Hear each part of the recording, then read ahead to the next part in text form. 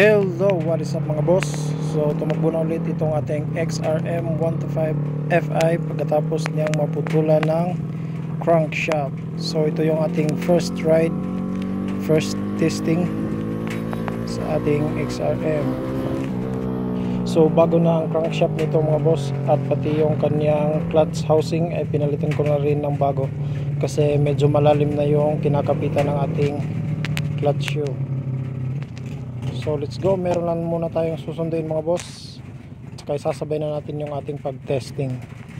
So yung crankshaft natin mga boss ay stock pa din, hindi ito high speed kasi wala tayong nakita na high speed na crankshaft para sa XRM 125 Fi. So ito bagong crankshaft pero stock crankshaft pa din mga boss. So try natin. So hindi natin ito top speed mga boss, iti-testing lang natin kung ayos ba.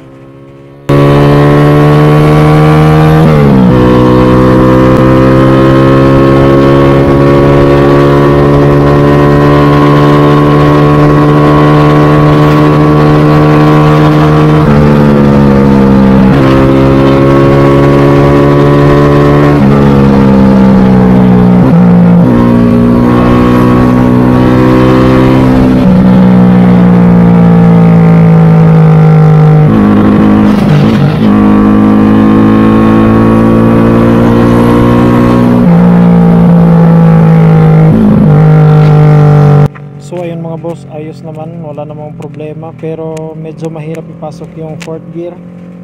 Kasi nasanay ako dun sa medyo mataas yung ating shifter. So after overhaul, yung pagkabalik is medyo mababa. So ibabalik ko lang yan sa aking nakasanayan na adjustment mamaya pag uwi ko mga boss. Kasi ang hirap ipasok, tsaka ayaw niyang pumasok ng fourth gear pag hindi ka nag-minor mga boss. Kailangan mong babaan yung RPM bago ka mag shift ng fourth gear para pumasok. So mahirap mga boss, nawawala tayo sa RPM, kaya ibabalik natin yan sa nakasanayan natin na position ng shifter.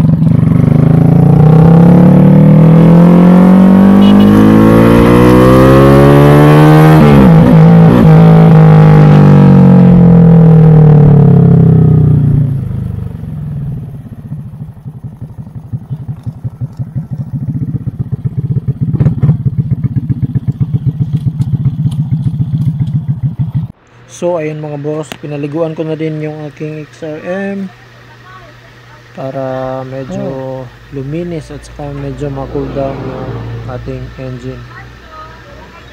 So yung gulong pala natin mga boss is 70/80/17. So medyo maliit lang siyang tingnan sa video, pero 70/80 yan mga boss.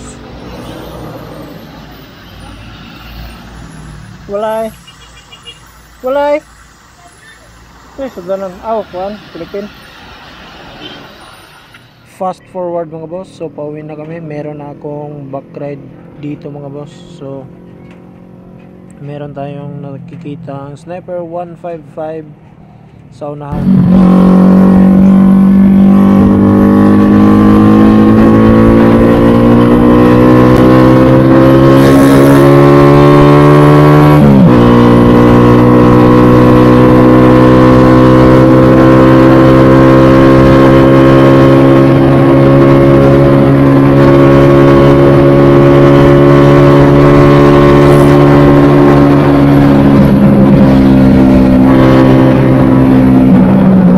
So ayun mga boss, kaya niyang mag 120 kph sa uphill na meron tayong back ride. So ayun, goods na sa akin yun mga boss, yung 120 kph na uphill na meron tayong back ride. So natry ko din siya sa downhill mga boss, kaya niyang mag 130 plus ng may back ride. Tsaka medyo malaki pala ako mga boss, hindi ko alam kung ilang kilo ako, pero baka nasa 80 na ako. Kontak. Oo.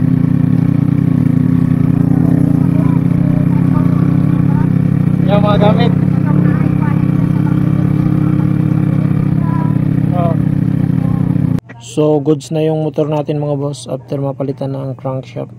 So para di kayo magaya sa akin mga boss, alagaan nyo lang yung motor nyo mga boss. Saka yung sa akin naman is normal na yon, kasama na talaga yon pag pag mahilig tayo sa mga kargado. Kakibat na ng kargado yung gastos mga boss. So ayun, nakulangan ba? Wala, okay ra.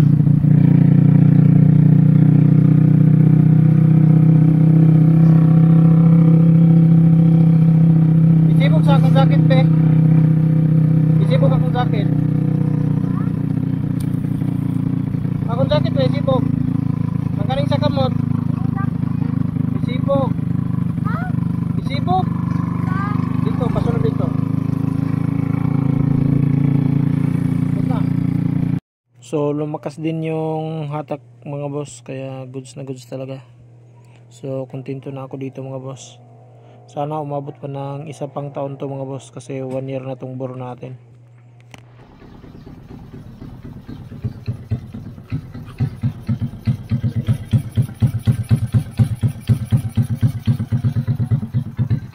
Ayos.